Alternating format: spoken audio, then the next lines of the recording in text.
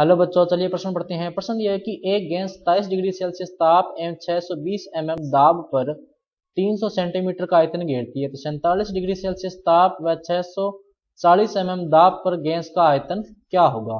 तो सबसे पहले बात करें अगर इस प्रश्न में मुख्य अवधारणा की, तो देखो क्या होगी। मुख्य अवधारणा जो इस प्रश्न में होगी वो होगी गैस का आयतन ज्ञात करना। गैस का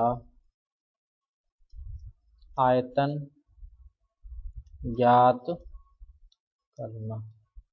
तो देखो आदर्श गैस समीकरण होती है PV equals to nRT।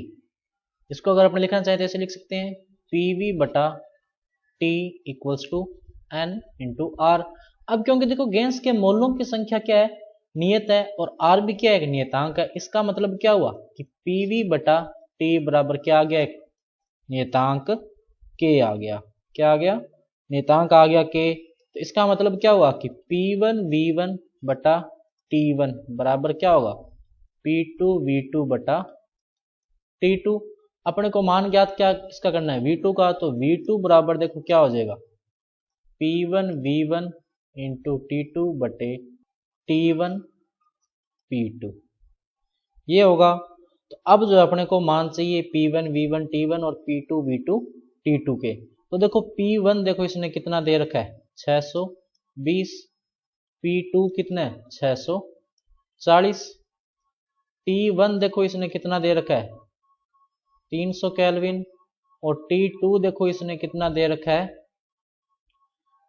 320 kelvin.